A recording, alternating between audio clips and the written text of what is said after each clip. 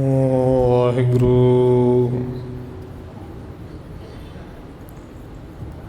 ਇੱਕ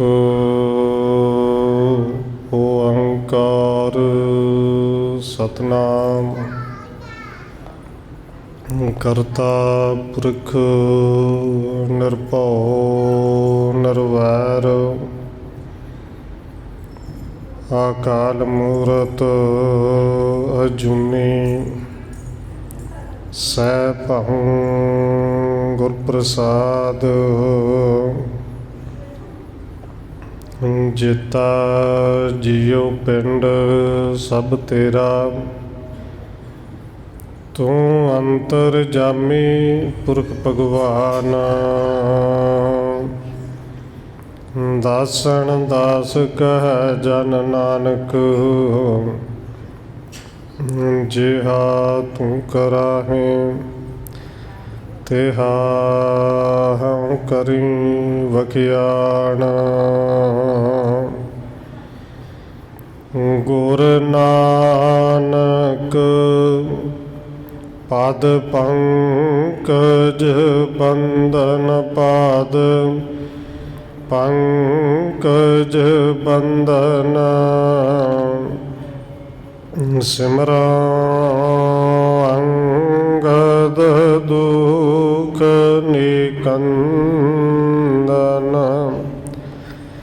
ਗੁਰ ਅਮਰਦਾਸ ਹਿਰਦੈ ਨਿਤ ਧਿਆਉ, ਹਿਰਦੈ ਨਿਤ ਧਿਆਉ। ਗੁਰ ਰਾਮਦਾਸ ਗੁਣ ਗਾਉ, ਗੁਰ ਅਰਜਨ ਬਿਘਨ ਕੇ ਨਾਸਕ, ਬਿਘਨ ਕੇ ਨਾਸਕ। ਗੁਰ ਹਰਗੋਬਿੰਦ ਸ਼ੁਭ ਸੁਮਤਿ ਪ੍ਰਕਾਸ਼ਕ। ਸ਼੍ਰੀ ਹਰਿ ਰਾਇ ਨਮੋ ਕਰ ਜੋਰੀ, ਨਮੋ ਕਰ ਜੋਰੀ। ਸ਼੍ਰੀ ਹਰਿ ਕ੍ਰਿਸ਼ਨ ਮਨਾਉ ਬਾਹੋਰੀ। ਗੁਰੂ ਤੇਗ ਬਹਾਦਰ ਪਰਮ ਕਿਰਪਾਲਾ ਜੀ, ਪਰਮ ਕਿਰਪਾਲਾ। ਗੁਰੂ ਗੋਬਿੰਦ ਸਿੰਘ ਬਿਸਾਲਾ, ਤਰੋਂ ਤਾਰਾ ਪਰ ਪੁਨ ਪੁਨ ਸੀਸਾ ਜੀ, ਪੁਨ ਪੁਨ ਸੀਸਾ। ਬੰਦੋਂ ਬਾਰ ਬਾਰ ਜਗਦੀਸ਼ਾ, ਤਰੋਂ ਤਾਰਾ ਪਰ ਪੁਨ ਪੁਨ ਸੀਸਾ ਜੀ, ਪੁਨ ਪੁਨ ਸੀਸਾ। ਬੰਦੋਂ ਬਾਰ ਬਾਰ ਜਗਦੀਸ਼ਾ।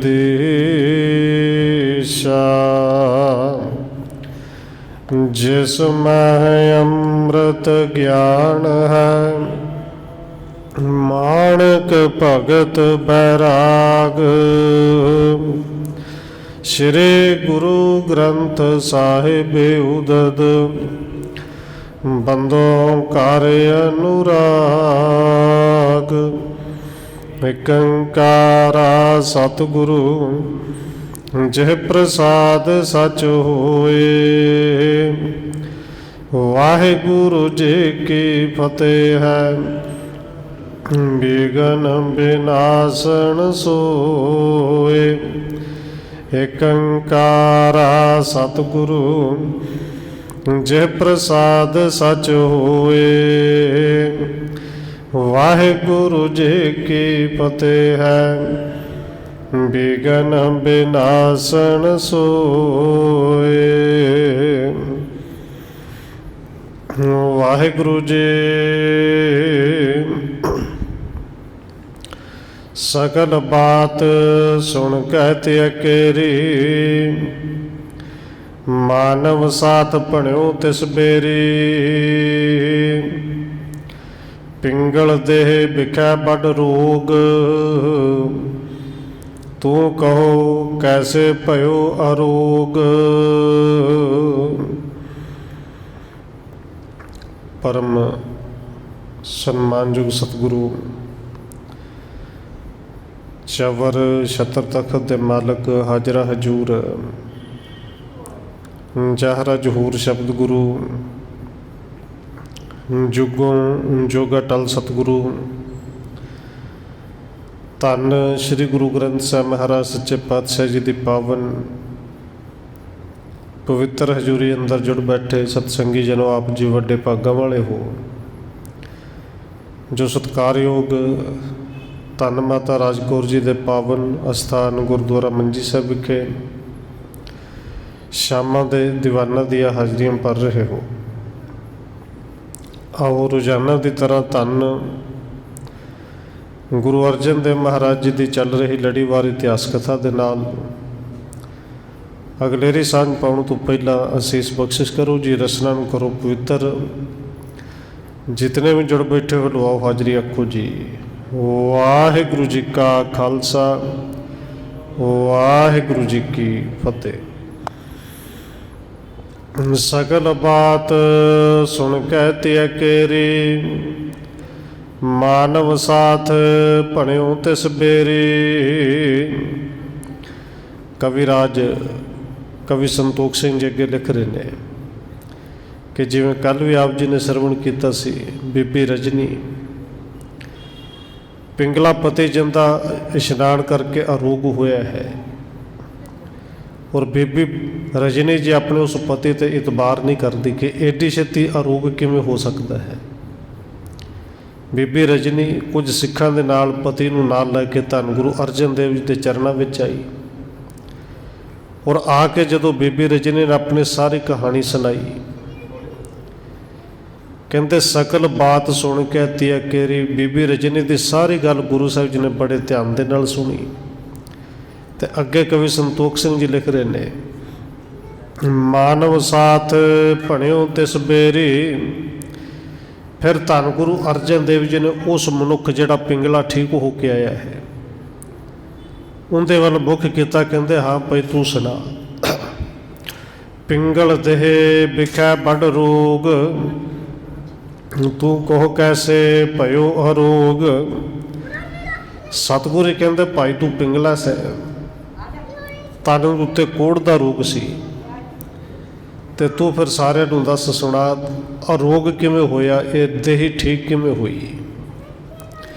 सगल जथारथ बात सुनावो, ताहे ता बड सजाए को पावो। और सतगुरु कहते हैं भाई देख जिहड़ी भी गल है वो जथारथ सच्चो सच कहनी है, तो जे सच ना बोलिया तो तेनू सजा मिलेगी। कपट जे करियो भार जा हेत, बसे नहीं यह तुहे निकेत। और नाल ही सतगुरु धन गुरु अर्जन देव जी कहते हैं भाई जे तो तू इस्त्री वास्ते कपट किया है तो एक गल चेते रखी, जे कपट किया है तो ये बीबी तेरे घर में वसनी नहीं। जिंदे करके कपट किया वो तेरे घर कदे नहीं आनी। सुन गुर ते मानव कहियो, सर्ब वृतांत सुनो जिम लहियो।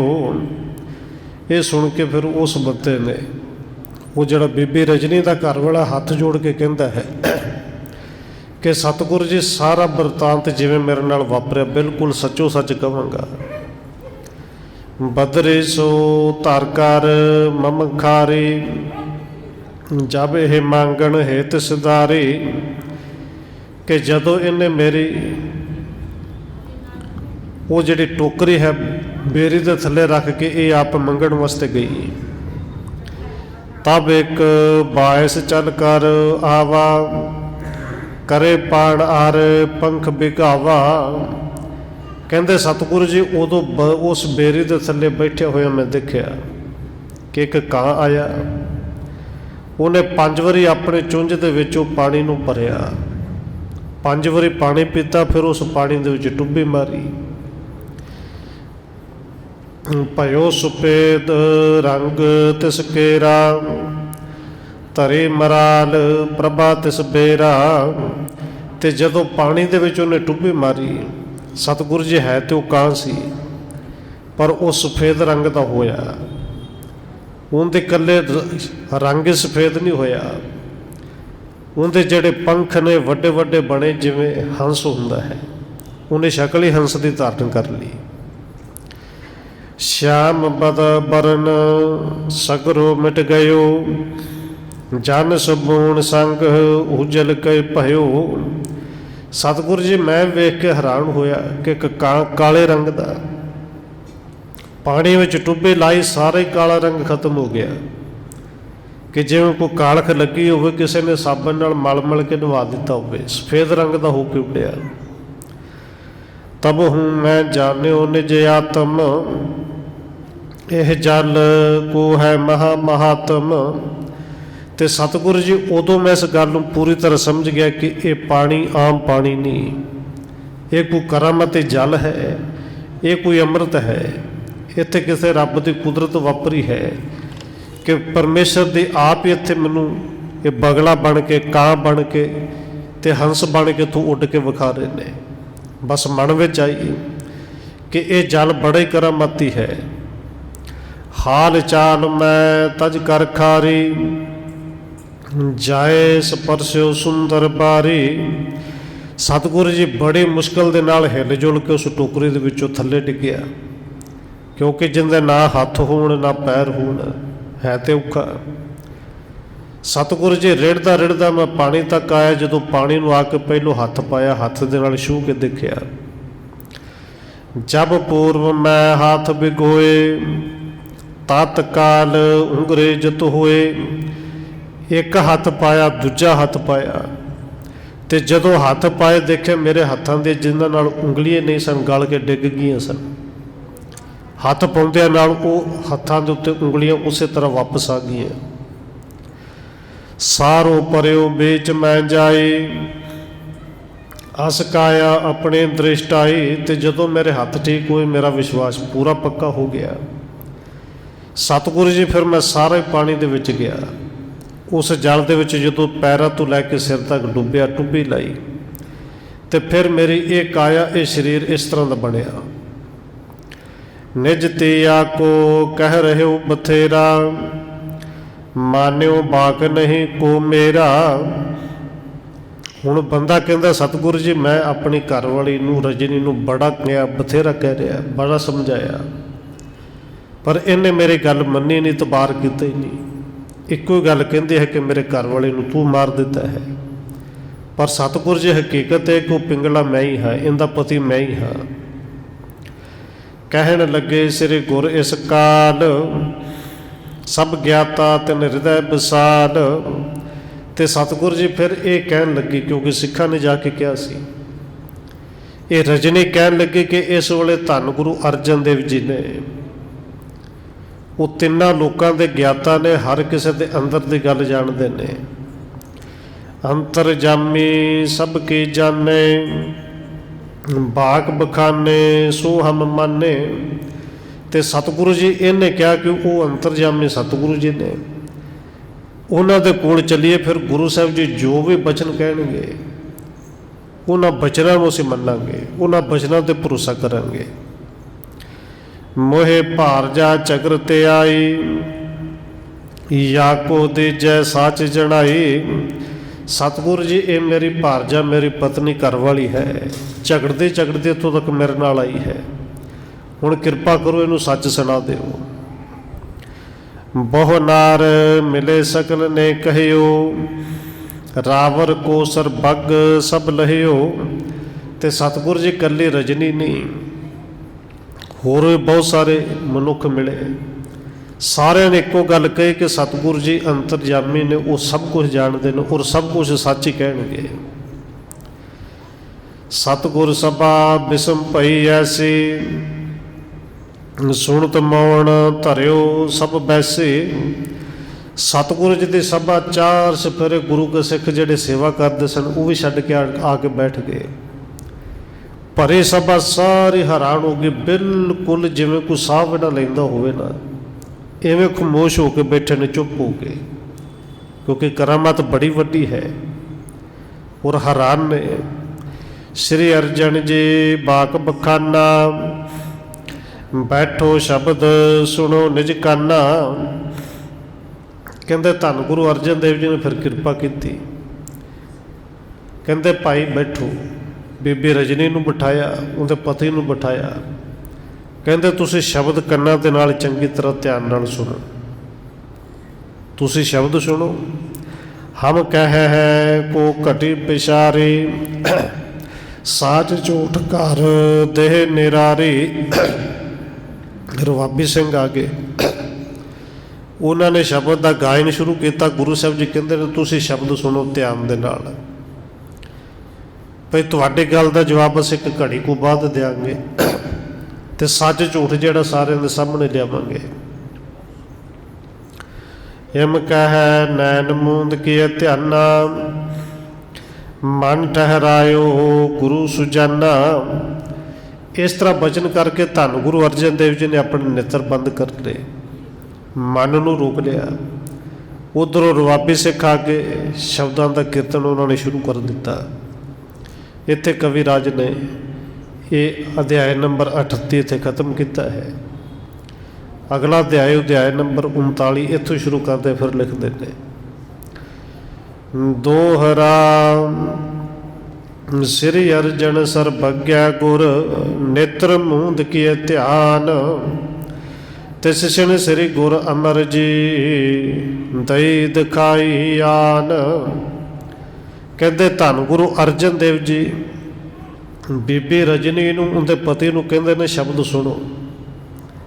ਤੇ ਜਦੋਂ ਗੁਰੂ ਸਾਹਿਬ ਜੀ ਨੇ ਨੇਤਰ ਬੰਦ ਕੀਤੇ, ਧਿਆਨ ਦੇ ਵਿੱਚ ਟਿਕੇ, ਉਦੋਂ ਕਹਿੰਦੇ ਧੰਨ ਗੁਰੂ ਅਮਰਦਾਸ ਮਹਾਰਾਜ ਜੀ ਨੇ ਆ ਕੇ ਦਰਸ਼ਨ ਦਿੱਤੇ।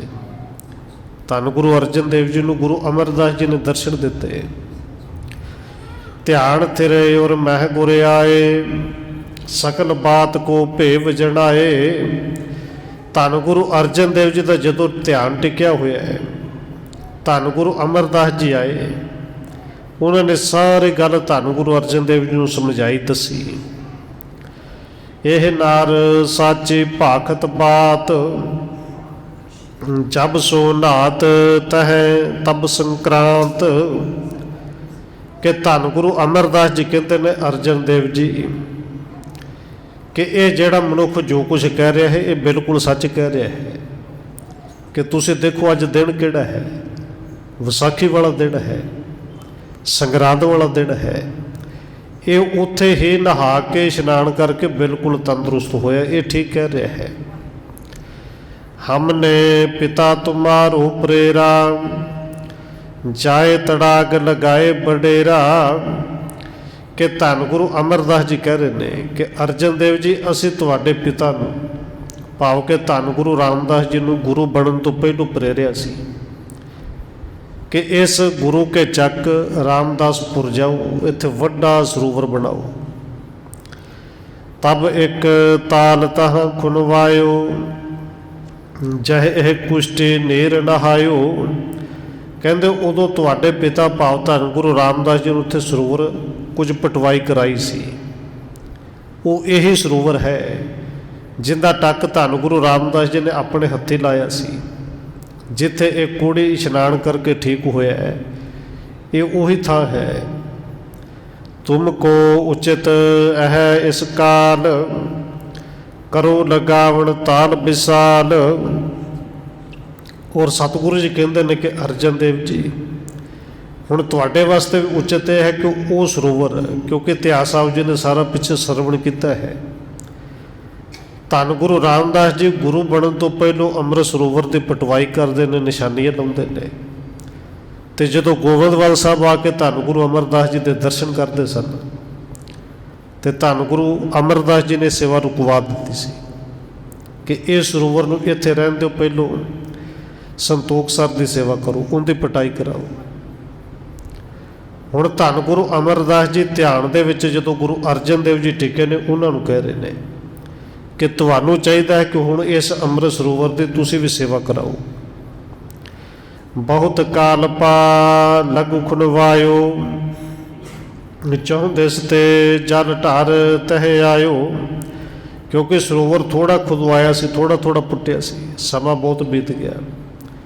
ਦੇਖੋ ਧੰਨ ਗੁਰੂ ਰਾਮਦਾਸ ਜੀ 7 ਸਾਲ ਗੁਰਤਾ ਗੱਦੀ 'ਤੇ ਰਹੇ, ਔਰ ਗੁਰੂ ਬਣਨ ਤੋਂ ਪਹਿਲੋਂ ਇਹ ਸਰੋਵਰ ਸ਼ੁਰੂ ਕੀਤਾ ਸੀ। 7 ਸਾਲ ਉਹ ਬੀਤ ਗਏ। ਫਿਰ ਅੱਗੇ ਧੰਨ ਗੁਰੂ ਅਰਜਨ ਦੇਵ ਜੀ ਗੁਰਤਾ ਗੱਦੀ 'ਤੇ ਬੈਠੇ, 2 ਤੋਂ 3 ਸਾਲ ਫਿਰ ਵੀ ਲੰਘੇ ਕਿ 10-12 ਸਾਲਾਂ ਦੇ ਵਿੱਚ ਉਹ ਜਿੰਨਾ ਕੁ ਪਟਵਾਇਆ ਸੀ ਚਾਰੇ ਪਾਸੋਂ, ਕਿਉਂਕਿ ਹੈ ਤੇ ਢਾਲ ਸੀ, ਕਿ ਢਾਲ ਹੋਣ ਕਰਕੇ, ਢਲਾਣ ਹੋਣ ਕਰਕੇ ਮਿੱਟੀ ਢਲ ਢਲ ਕੇ ਵਿੱਚ ਭਰ ਗਈ, ਨਿਸ਼ਾਨੀਆਂ ਵੀ ਮਿਟ ਗਈਆਂ। ਮ੍ਰਿਤਕਾ ਪਰੇ ਗਇਓ ਭਰ ਸੋਏ, ਚਿੰਨ ਪਛਾਣ ਮਾਤਰ ਤਹਿ ਹੋਏ। ਸਾਰੇ ਪਾਸੋਂ ਮਿੱਟੀ ਪੈਣ ਕਰਕੇ ਨਿਸ਼ਾਨੀਆਂ ਮਿਟ ਗਈਆਂ, ਕੇਵਲ ਇਹ ਨਿਸ਼ਾਨੀ ਦੁੱਖ ਭੰਜਨੀ ਬੇਰੀ ਜਿੱਥੇ ਹੈ, ਕਿਉਂਕਿ ਇੱਥੋਂ ਥੋੜ੍ਹਾ ਡੂੰਘਾ ਪੱਟਿਆ ਗਿਆ ਸੀ, ਬਸ ਇਹੀ ਨਿਸ਼ਾਨੀ ਬਚੀ ਸੀ। ਹੇਤ ਮਹਾਤਮ ਕੇ ਬਿਦਤਾਵਣ, ਨਹਿ ਕੇਨ ਸਭ ਬਿਖੈ ਜਨਾਵਨ। ਔਰ ਧੰਨ ਗੁਰੂ ਅਮਰਦਾਸ ਜੀ ਕਹਿੰਦੇ ਨੇ ਕਿ ਅਰਜਨ ਦੇਵ ਜੀ ਇਹ ਧੰਨ ਗੁਰੂ ਰਾਮਦਾਸ ਜੀ ਗੁਰੂ ਬਣਨ ਤੋਂ ਬਾਅਦ ਵੀ ਸਰੋਵਰ ਦੀ ਸੇਵਾ ਕਰਵਾ ਸਕਦੇ ਸਨ, ਪਰ ਕੋ ਇਸ ਅੰਮ੍ਰਿਤ ਸਰੋਵਰ ਨੂੰ ਸਾਰੇ ਜਹਾਨ ਦੇ ਵਿੱਚ ਪ੍ਰਗਟ ਕਰਨਾ ਸੀ। ਇਹ ਕਹਿ ਲਏ ਕਿ ਰੱਬ ਦੇ ਗੁਰੂ ਦਾ ਹੁਕਮ ਹੀ ਇਹ ਸੀ, ਇਸ ਸਰੋਵਰ ਦੀ ਪਟਾਈ ਕਰਨ ਤੋਂ ਪਹਿਲੋਂ ਇਹਨੂੰ ਪ੍ਰਗਟ ਕਰਨਾ ਸੀ। ਇਹ ਤਾਂ ਹੀ ਸੇਵਾ ਹੁਣ ਦਾ ਗੁਰੂ ਕੀ ਰਹੀ। ਅਬ ਮਹਿਮਾ ਕੇ ਸਹਿਤ ਵਿਸਾਲਾ, ਬਿਦਤਾਵੋ ਸਿਰਜੋ ਸੁਬਤਾਲਾ। ਤੇ ਧੰਨ ਗੁਰੂ ਅਮਰਦਾਸ ਜੀ ਕਹਿੰਦੇ ਨੇ ਅਰਜਨ ਦੇਵ ਜੀ ਹੁਣ ਉਹ ਸਮਾਂ ਆ ਗਿਆ ਹੈ, ਇਹ ਮਹਿਮਾ ਦੀ ਬੜੀ ਹੈ, ਇਸੇ ਕਰਕੇ ਇਹ ਰੁਕਿਆ ਹੋਇਆ ਸੀ। ਹੁਣ ਇਸ ਮਹਿਮਾ ਨੂੰ ਸਾਰੇ ਸੰਸਾਰ ਵਿੱਚ ਪ੍ਰਗਟ ਕਰੋ, ਇਸ ਸਰੋਵਰ ਦੀ ਹੁਣ ਸਿਰਜਣਾ ਕਰੋ। ਸ੍ਰੀ ਅੰਮ੍ਰਿਤਸਰ ਧਰਿਐ ਨਾਮੂ, ਚੌਂਦਿਸ ਮਹਿ ਸੁਪਾਨ ਅਬਿਰਾਮੂ। ਇਸ ਸਰੋਵਰ ਦੀ ਪਟਾਈ ਕਰਨੀ ਹੈ, ਪੌੜੀਆਂ ਪੱਕੀਆਂ ਕਰਨੀਆਂ ਨੇ। ਇਸ ਸਰੋਵਰ ਦਾ ਨਾਂ ਸ਼੍ਰੀ ਅੰਮ੍ਰਿਤਸਰ ਰੱਖਣਾ ਹੈ, ਔਰ ਪਹਿਲੋਂ ਵੀ ਬੇਨਤੀ ਕੀਤੀ ਸ਼ਹਿਰ ਦਾ ਨਾਂ ਨਹੀਂ। ਅਸਰ ਕਰਕੇ ਇਸ ਸਰੋਵਰ ਤੋਂ ਹੀ ਇਹ ਸ਼੍ਰੀ ਅੰਮ੍ਰਿਤਸਰ ਸਾਹਿਬ ਸ਼ਹਿਰ ਦਾ ਨਾਂ ਪਿਆ ਕਿ ਇਹਦਾ ਨਾਂ ਸ਼੍ਰੀ ਅੰਮ੍ਰਿਤਸਰ ਰੱਖਣਾ ਹੈ। ਚਾਰੇ ਪਾਸੋਂ ਬੜੇ ਸੋਹਣੇ ਢੰਗ ਨਾਲ ਪੌੜੀਆਂ ਪੱਕੀਆਂ ਕਰਨੀਆਂ ਨੇ। ਰਾਮਦਾਸਪੁਰ ਰਾਮਦਾਸ ਸਰ, ਇਹ ਪੇ ਨਾਮ ਕਹੇ ਨਾਰੀ ਨਰ।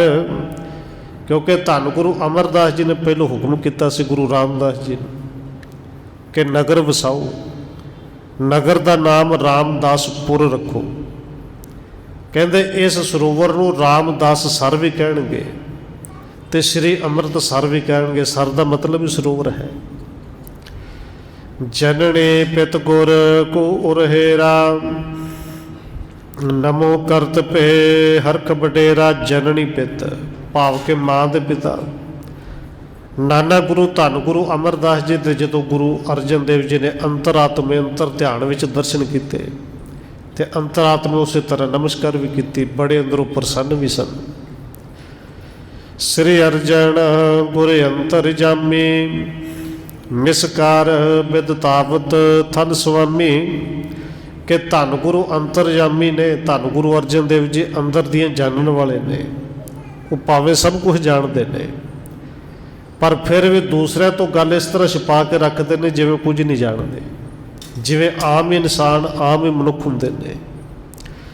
ਵਹਿਰ ਮੁਖੇ ਬ੍ਰਿਤ ਨੈਣ ਉਘਾਰੇ, ਮਨੋ ਕਮਲ ਦਲ ਭੇ ਪੁਨ ਸਾਰੇ। ਹੁਣ ਕਹਿੰਦੇ ਸਤਿਗੁਰੂ ਜੀ ਜਾਣਦੇ ਤੇ ਪਹਿਲੋਂ ਸਭ ਕੁਝ ਸਨ, ਪਰ ਹੁਣ ਧੰਨ ਗੁਰੂ ਅਮਰਦਾਸ ਜੀ ਨਾਲ ਅੰਦਰ ਆਤਮੇ ਬਚਨ ਬਿਲਾਸ ਹੋਏ। ਇੱਕ ਘੜੀ ਤੋਂ ਬਾਅਦ ਗੁਰੂ ਸਾਹਿਬ ਜੀ ਨੇ ਆਪਣੇ ਨੇਤਰ ਖੋਲ੍ਹੇ। ਪਰਮ ਪ੍ਰਸਿੱਧ ਬਖਾਨੇ ਹੋਤੇ ਐਸੋ, ਸਰਬ ਸੰਦੇਹ ਦੂਰ ਕਰ ਹੀ ਐਸੋ। ਔਰ ਸਤਿਗੁਰੂ ਜੀ ਮੁਸਕਰਾਉਂਦੇ ਹੋਏ ਅੱਤ ਦੇ ਪ੍ਰਸੰਨ ਨੇ ਤੇ ਕਹਿੰਦੇ ਨੇ, ਧੀਏ ਬੱਚੀਏ, ਇਹ ਭੈਣੇ ਜਿਹੜਾ ਸ਼ੰਕਾ ਤੇਰੇ ਅੰਦਰ, ਇਹ ਸ਼ੰਕਾ ਦੂਰ ਕਰ ਦੇ, ਕਿਉਂਕਿ ਇਹੀ ਤੇਰਾ ਘਰ ਵਾਲਾ ਹੈ, ਇਹੀ ਪਤੀ ਹੈ। ਨਿਸ਼ਚੈ ਇਹ ਤੋਰ ਪਤ ਪਰ ਧਾਰਾ, ਤੈ ਕੇ ਨ ਸਹਮ ਪਰ ਉਪਕਾਰਾ। ਔਰ ਨਾਲ ਹੀ ਧੰਨ ਗੁਰੂ ਅਰਜਨ ਦੇਵ ਜੀ ਬੀਬੀ ਰਜਨੀ ਨੂੰ ਵਡਿਆਈ ਵੀ ਦਿੰਦੇ ਨੇ। ਕਿਰਪਾ ਤੇ ਗੁਰੂ ਰਾਮਦਾਸ ਜੀ ਦੀ ਵਰਤੀ, ਕਿਰਪਾ ਤੇ ਧੰਨ ਗੁਰੂ ਨਾਨਕ ਸਾਹਿਬ ਜੀ ਦੀ ਵਰਤੀ। ਔਰ ਸਤਿਗੁਰੂ ਜੀ ਕਹਿੰਦੇ ਨੇ, ਬੀਬੀ ਇਹ ਸਾਡੇ ਤੇ ਤੂੰ ਪਰਉਪਕਾਰ ਕੀਤਾ ਹੈ, ਤੇ ਹੁਣ ਨਿਸ਼ਚਾ ਰੱਖੀ ਪਤੀ ਤੇਰਾ ਇਹੀ ਹੈ। ਇਹ ਸੱਚਮੁੱਚ ਇਸ਼ਨਾਨ ਕਰਕੇ ਠੀਕ ਹੋਇਆ ਹੈ। ਚਿਰੰਕਾਲ ਕੇ ਚਾਹਤੇ ਐਸੇ, ਤੀਰਥ ਪਰਖਣ ਹੋਵੇਂ ਕੈਸੇ। ਧੰਨ ਗੁਰੂ ਅਰਜਨ ਦੇਵ ਜੀ ਕਹਿੰਦੇ ਨੇ, ਅਸੀਂ ਤਾਂ ਬੜੇ ਲੰਮੇ ਸਮੇਂ ਤੋਂ ਇਹ ਵਿਚਾਰ ਕਰ ਰਹੇ ਸਾਂ, ਅਸੀਂ ਚਾਹੁੰਦੇ ਸਾਂ ਅੰਮ੍ਰਿਤ ਸਰੋਵਰ ਦੀ ਪਟਾਈ ਸ਼ੁਰੂ ਕਰੀਏ, ਪਰ ਪਟਾਈ ਕਰਨ ਤੋਂ ਪਹਿਲਾਂ ਇਹਨੂੰ ਪ੍ਰਗਟ ਕਰਨਾ ਸੀ। ਉਹ ਪ੍ਰਗਟ ਕਿਵੇਂ ਹੋਵੇ ਸੀ, ਤੇ ਕਈ ਸਮੇਂ ਤੋਂ ਵਿਚਾਰ ਕਰਦੇ ਸਾਂ। ਸ੍ਰੀ ਗੁਰੂ ਰਾਮਦਾਸ ਬਚ ਕਹਿਓ, ਕੌਆ ਨਹਾਏ ਹੰਸ ਜਹ ਲਹਿਓ। ਔਰ ਸਤਿਗੁਰੂ ਜੀ ਕਹਿੰਦੇ ਨੇ, ਬੀਬੀ ਰਜਨੀ ਦੇਖੋ, ਇਹ ਮੈਂ ਨਹੀਂ, ਇਹ ਸਾਡੇ ਪਿਤਾ ਚੌਥੇ ਗੁਰੂ ਧੰਨ ਗੁਰੂ ਰਾਮਦਾਸ ਜੀ ਬਚਨ ਪਹਿਲੋਂ ਕਹਿ ਕੇ ਗਏ ਨੇ ਕਿ ਉਸ ਥਾਂ 'ਤੇ ਇਸ ਅੰਮ੍ਰਿਤ ਸਰੋਵਰ ਨੂੰ ਪਟਾਉਣਾ ਹੈ ਜਿੱਥੇ ਕਾਂ ਵੀ ਨਹਾ ਕੇ ਹੰਸ ਬਣ ਜਾਂਦੇ ਨੇ। ਸੋ ਸ੍ਰੀ ਅੰਮ੍ਰਿਤਸਰ ਜੀ ਜਾਨੋ, ਇਵ ਪਰਖਣ ਤਿਸ ਥਲ ਕੋ ਮੰਨੋ। ਇਸ ਕਰਕੇ ਧੰਨ ਗੁਰੂ ਅਰਜਨ ਦੇਵ ਜੀ ਕਹਿੰਦੇ ਨੇ, ਬੀਬੀ ਇਹ ਸ੍ਰੀ ਅੰਮ੍ਰਿਤਸਰ ਸਮਝੋ, ਇਹ ਸਰੋਵਰ ਸ੍ਰੀ ਅੰਮ੍ਰਿਤਸਰ ਹੈ। ਇਹ ਧੰਨ ਗੁਰੂ ਪਿਤਾ ਗੁਰੂ ਰਾਮਦਾਸ ਜੀ ਨੇ ਆਪ ਆਪਣੇ ਹੱਥੀਂ ਇਹਦਾ ਟੱਕ ਲਾਇਆ ਸੀ। ਬਸ ਇਹਨੂੰ ਪਰਖਣਾ ਸੀ, ਸਾਰਿਆਂ ਦੇ ਸਾਹਮਣੇ ਪ੍ਰਗਟ ਕਰਨਾ ਸੀ। ਅੱਜ ਉਹ ਸਮਾਂ ਵੀ ਆ ਗਿਆ। ਤੁਮ ਬ੍ਰਿਤਾਂਤ ਤੇ ਨਿਸ਼ਚੈ ਭਇਓ, ਜਗਤ ਨਰਣ ਕੋ ਸੰਸੈ ਗਇਓ। ਕਿਉਂਕਿ ਕਿਸੇ ਦੇ ਮਨ ਵਿੱਚ ਸੰਸਾ ਨਾ ਰਹਿ ਜਾਂਦਾ, ਇਸ ਕਰਕੇ ਅਸੀਂ ਇੰਤਜ਼ਾਰ ਕਰ ਰਹੇ ਸਨ। ਅਤੇ ਤੁਹਾਡੇ ਇਸ ਬ੍ਰਿਤਾਂਤ ਤੋਂ, ਤੁਹਾਡੀ ਕਹਾਣੀ ਤੋਂ ਹੁਣ ਸਾਰਿਆਂ ਨੂੰ ਨਿਸ਼ਚਾ ਵੀ ਬਣੇਗਾ। ਔਰ ਸਤਿਗੁਰੂ ਜੀ ਕਹਿੰਦੇ ਨੇ, ਬੀਬੀ ਤੇਰਾ ਵੀ ਨਿਸ਼ਚਾ ਬਣੇਗਾ, ਕਿਉਂਕਿ ਇਹ ਬਚਨ ਅਸੀਂ ਨਹੀਂ ਕਹਿੰਦੇ, ਇਹ ਸਾਡੇ ਚੌਥੇ ਪਾਤਸ਼ਾਹ, ਸਾਡੇ ਗੁਰੂ, ਸਾਡੇ ਪਿਤਾ ਧੰਨ ਗੁਰੂ ਰਾਮਦਾਸ ਜੀ ਬਚਨ ਕਹਿ ਕੇ ਗਏ ਨੇ। ਕਿਉਂਕਿ ਧੰਨ ਗੁਰੂ ਨਾਨਕ ਸਾਹਿਬ ਦੇ ਬਚਨਾਂ 'ਤੇ ਤੂੰ ਨਿਸ਼ਚਾ ਕੀਤਾ, ਅਤੇ ਪਿੰਗਲੇ ਪਤੇ ਨੂੰ ਵੀ ਪਰਮੇਸ਼ਰ ਕਰਕੇ ਮੰਨ ਲਿਆ। ਅਤੇ ਜੇ ਗੁਰੂ ਦੇ ਬਚਨਾਂ 'ਤੇ ਨਿਸ਼ਚਾ, ਤੇ ਇਹ ਗੁਰੂ ਸਾਹਿਬ ਜੀ ਬਚਨ ਪਹਿਲੂ ਕਹਿ ਕੇ ਗਏ ਨੇ। ਮਹੱਲਾ ਚੌਥਾ। ਅੰਮ੍ਰਿਤਸਰ ਸਤਿਗੁਰੂ ਸਤਵਾਦੇ, ਜਿਤ ਨਾਤਾ ਕੌਆ ਹੰਸ ਹੋ ਹੈ। ਔਰ ਧੰਨ ਗੁਰੂ ਅਰਜਨ ਦੇਵ ਜੀ ਫਿਰ ਕਹਿੰਦੇ ਨੇ, ਬੀਬੀ ਧੀਏ, ਇਹ ਬਚਨ ਸਾਡੇ ਨਹੀਂ, ਇਹ ਚੌਥੇ ਪਾਤਸ਼ਾਹ ਸਾਡੇ ਤੋਂ ਪਹਿਲੂ ਕਹਿ ਕੇ ਗਏ ਨੇ ਕਿ ਇੱਥੇ ਉਹ ਅੰਮ੍ਰਿਤ ਸਰੋਵਰ ਬਣੇਗਾ ਜਿੱਥੇ ਕਾਂ ਵੀ ਨਹਾ ਕੇ ਹੰਸ ਬਣਦੇ ਨੇ। ਔਰ ਆਉਣ ਵਾਲੇ ਸਮੇਂ 'ਚ ਵੀ ਮਨੁੱਖ ਵੀ ਜਿਹੜੇ ਕਾਵਾਂ ਵਾਲੀ ਜਿਨ੍ਹਾਂ ਦੀ ਬਿਰਤੀ ਹੈ, ਸੱਚਮੁੱਚ ਜਿਹੜਾ ਸ਼ਰਧਾ ਭਾਵਨਾ ਨਾਲ ਇੱਥੇ ਆ ਕੇ ਨਹਾਏਗਾ, ਇਸ਼ਨਾਨ ਕਰੇਗਾ, ਉਹਨਾਂ ਦੇ ਅੰਦਰ ਹੰਸ ਬਿਰਤੀ ਪੈਦਾ ਹੋਏਗੀ। ਔਰ ਜਦੋਂ ਬੀਬੀ ਰਜਨੀ ਨੇ ਗੁਰੂ ਸਾਹਿਬ ਜੀ ਦੀ ਪਾਵਨ ਪੰਕਤੀ ਸੁਣੀ, ਤੇ ਧੰਨ ਗੁਰੂ ਅਰਜਨ ਦੇਵ ਜੀ ਨੇ ਬਚਨ ਕਹੇ ਕਿ ਅਬ ਤੁਮ ਨਿਸਾਗ੍ਰਾਮ ਮਹਿ ਚਲੋ, ਭੌਰ ਪਏ ਹਮ ਸੰਗ ਲੈ ਚਲੋ। ਸਤਿਗੁਰੂ ਜੀ ਕਹਿੰਦੇ ਨੇ, ਬੀਬੀ ਹੁਣ ਕਿਉਂਕਿ ਸ਼ਾਮ ਪੈ ਗਈ ਹੈ, ਅੰਮ੍ਰਿਤ ਸਰੋਵਰ ਦੇ ਗੁਰੂ ਸਾਹਿਬ ਜੀ ਸੰਤੋਖ ਸਾਹਿਬ ਦੀ ਸੇਵਾ ਕਰਵਾ ਰਹੇ ਸਨ। ਕਹਿੰਦੇ ਹੁਣ ਸਾਡੇ ਨਾਲ ਸੰਗਤ ਦੇ ਨਾਲ ਤੁਸੀਂ ਪਿੰਡ ਚੱਲੋ। ਪਿੰਡ ਕਿਹੜਾ? ਗੁਰੂ ਕੇ ਚੱਕ, ਜਿੱਥੇ ਰਹਿਣ ਵਾਸਤੇ ਗੁਰੂ ਸਾਹਿਬ ਨੇ ਘਰ ਬਣਾਏ ਨੇ। ਹੁਣ ਉੱਥੇ ਚੱਲੋ, ਰਾਤ ਉੱਥੇ ਰਹਿ ਕੇ ਬਤੀਤ ਕਰੋ, ਸੋਧਰ ਦੀ ਚੌਂਕੀ ਲੱਗੇਗੀ, ਲੰਗਰ ਪਾਣੀ ਛਕੋ, ਅਤੇ ਸਵੇਰੇ ਸਾਨੂੰ ਨਾਲ ਲੈ ਕੇ ਉਸ ਥਾਂ 'ਤੇ ਜਾਓ ਜਿੱਥੋਂ ਦੀ ਸਾਰੀ ਘਟਨਾ ਹੈ। ਪਾਵਨ ਥਾਨ ਜਨਾਵਣ ਕਰੀਐ, ਤਰਵਰ ਬਦਰੀ ਤਰਵਾਰ ਤਰੀਐ। ਕਹਿੰਦੇ ਉਹ ਪਾਵਨ ਸਥਾਨ 'ਤੇ ਸਾਨੂੰ ਵੀ ਜਾ ਕੇ ਦਰਸ਼ਨ ਕਰਾਓ। ਉਹ ਭਾਗਾਂ ਵਾਲੀ ਜਿਹੜੀ ਬੇਰੀ ਹੈ, ਜਿਹੜੀ ਰੁੱਖ ਦੇ ਥੱਲੇ ਟੋਕਰੀ ਰੱਖੀ ਸੀ, ਉਸ ਰੁੱਖ ਦੇ ਵੀ ਦਰਸ਼ਨ ਕਰਾਓ, ਉਸ ਬੇਰੀ ਦੇ ਸਾਨੂੰ ਵੀ ਦਰਸ਼ਨ ਕਰਾਓ। ਸਿਮਰੋ ਸਤਨਾਮ ਲਿਵ ਲਾਏ, ਜਨਮ ਮਰਨ ਦੁੱਖ ਤੇ ਛੁਟ ਜਾਏ। सतगुरु कहते हैं बेबे जेड़े गुरु बचनों पर भरोसा करके तू अपने सिदक नूं पालिया ना अज भाग लगे ने। सतनाम वाहिगुरू का सिमरन इस तरह लिव ला के करो तो कला इस जन्म का दुख नहीं, गुरु कृपा करनगे जन्म ते मरण का दुख चला जाएगा। ले कर गए जामणी बसे जिन दर्शन ते बड़ अग नसे। जेड़े धन गुरु अर्जन देव जी के दर्शन करके वड्डे वड्डे पाप नस जाते हैं। कहते धन गुरु अर्जन देव जी इन्होंने दोवां नूं पति पत्नी नूं नाल लैके पिंड गुरु के चक चले गए।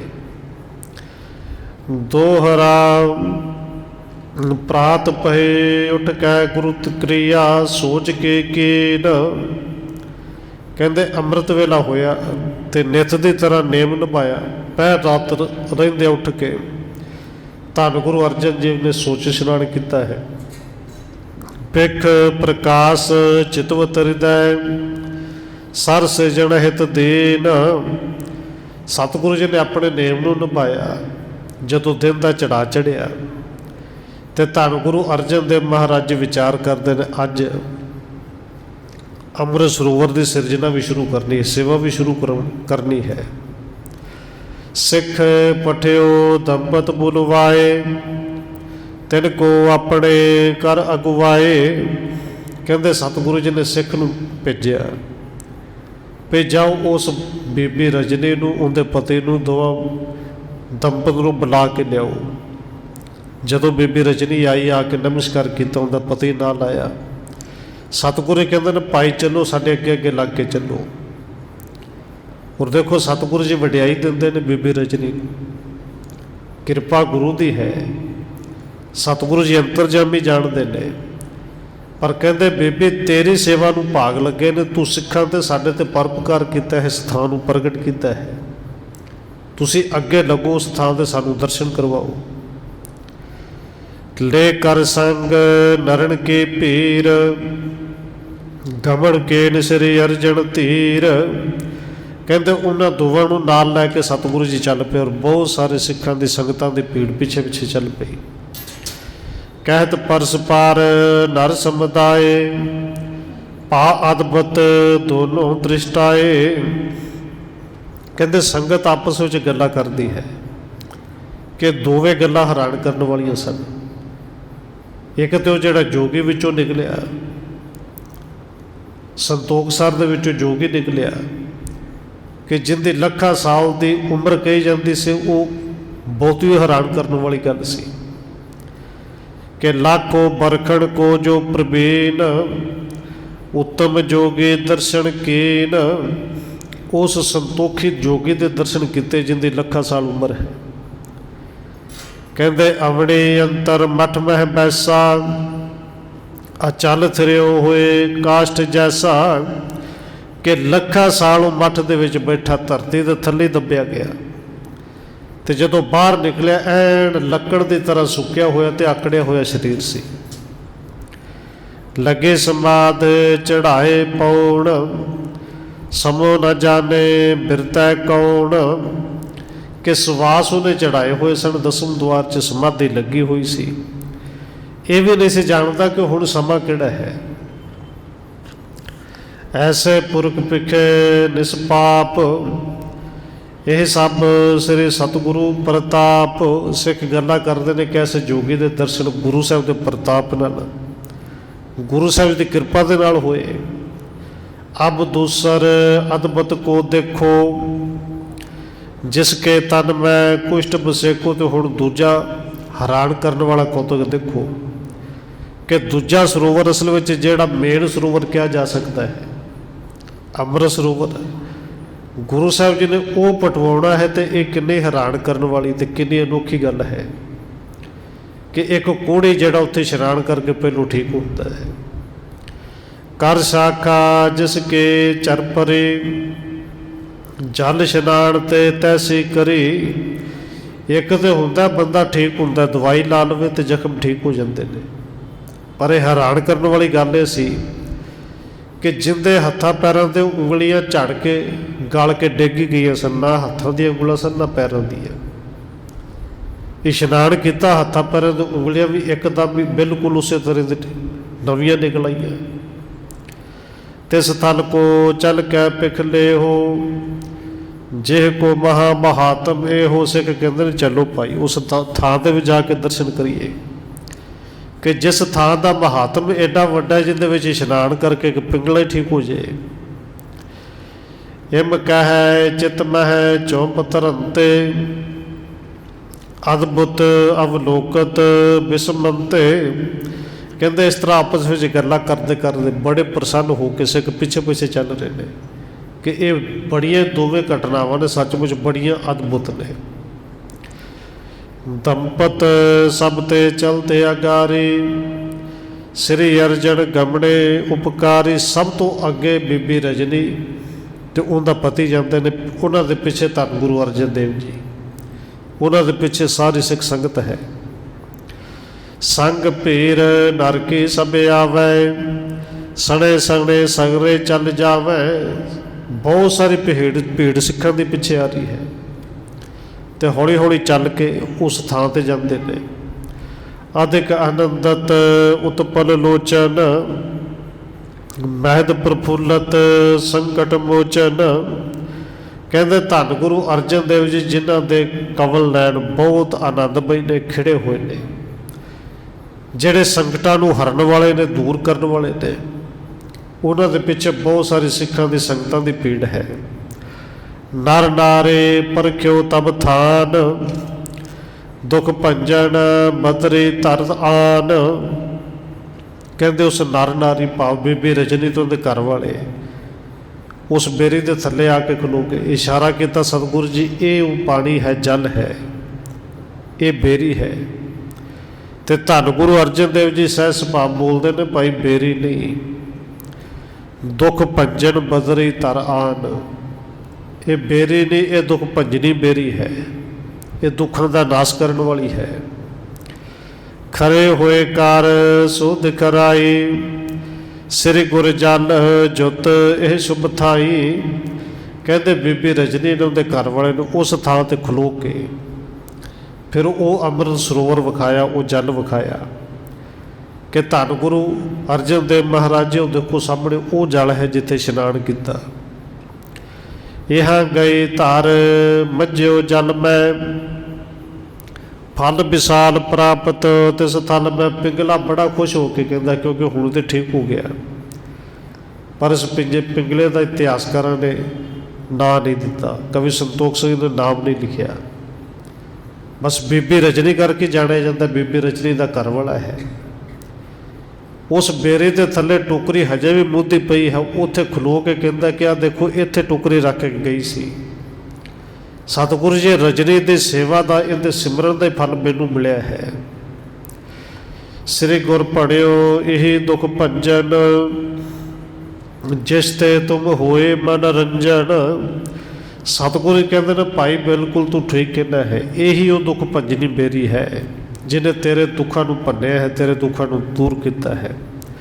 ये तो सतगुरु जी फिर जिवें बचन बलास करके कि अमृत सरोवर की सेवा शुरू कराउणगे, वो आप कल विचारांगे समय के मुताबिक। अज इतनी बेनती प्रवान करनी है जी। होइयां फुल्लां दी खिमा। आओ एक दो मिनट होर रसना दे नाल हाजरी लवाइए, फिर समाप्ति है जी। वाहेगुरु वाहेगुरु वाहेगुरु वाहेगुरु।